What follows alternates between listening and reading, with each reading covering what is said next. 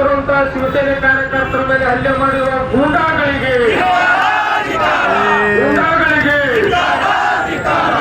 ವಾಹನವನ್ನ ತಡೆಗಟ್ಟಿದ್ದಕ್ಕಾಗಿ ನಮ್ಮ ಪಕ್ಷದ ಕಾರ್ಯಕರ್ತರ ಮೇಲೆ ಕೆಲವು ಮುಸ್ಲಿಂ ಗೂಂಡಾಗಳು ಪಾಕಿಸ್ತಾನದ ಏಜೆಂಟರ ಮಾದರಿಯಲ್ಲಿ ಮಾರಣಾಂತಿಕವಾಗಿ ಹಲ್ಲೆ ಮಾಡಿದ್ದಾರೆ. ಅದನ್ನ ಖಂಡಿಸಿ ಮತ್ತು ಗೋ ಹತ್ಯೆ ನಿಷೇಧ ಆಗಬೇಕು, ಅಕ್ರಮ ಕಸಾಯಿಖಾನೆಗಳು ಮುಚ್ಚಬೇಕು.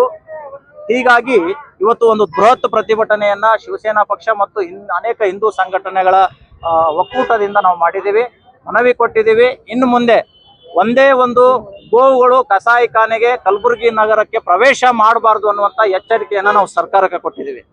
ಇಲ್ಲಿ ಈ ಮುಸ್ಲಿಂ ಕಸಾಯಿಖಾನೆ ಮಾಲೀಕರಿಗೆ ಜಿಲ್ಲಾಡಳಿತದ ಕುಮ್ಮಕ್ಕಿದೆ.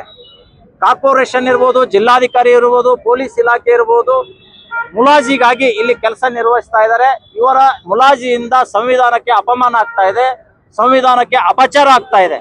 ಆರ್ಟಿಕಲ್ 48 ಪಶುಗಳ ವಧೆಯನ್ನ ತಡೆಯುವುದು ಅನ್ನುವಂತಹ ಸಂದೇಶವನ್ನ ಸಂವಿಧಾನದಲ್ಲಿ ಉಲ್ಲೇಖ ಇದೆ. ಹೀಗಿದ್ರೂ ಕೂಡ ಇಲ್ಲಿಯ ಜಿಲ್ಲಾ ಉಸ್ತುವಾರಿ ಸಚಿವರು ಅದನ್ನ ಗಮನ ಹರಿಸದೇನೆ ಬೇರೆ ಬೇರೆಯ ವ್ಯಾಖ್ಯಾನವನ್ನ ಕೊಡುತ್ತಾ ಸಂವಿಧಾನವನ್ನ ಸಪೋರ್ಟ್ ಆಗಿ ಇಟ್ಕೊಳ್ತಾರೆ. ಆದರೆ ಅದೇ 48 ಏನ್ ಹೇಳುತ್ತೆ ಅನ್ನುವಂತ ಸಂದೇಶ ಇವತ್ತು ಉಸ್ತುವಾರಿ ಮಂತ್ರಿಗಳು ಕೊಡ್ತಾ ಇಲ್ಲ.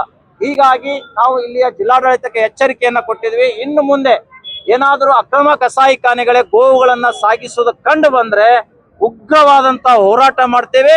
ಮುಂದೆ ಏನಾದರೂ ಅನಾಹುತ ಆದರೆ ಇದಕ್ಕೆ ಜಿಲ್ಲಾ ಪೊಲೀಸ್ ಇಲಾಖೆ ನೇರ ಹೊಣೆ ಅನ್ನುವಂತಹ ಎಚ್ಚರಿಕೆಯನ್ನ ಶಿವಸೇನಾ ಪಕ್ಷದಿಂದ ನಾವು ಕೊಡ್ತಾ ಇದ್ದೇವೆ.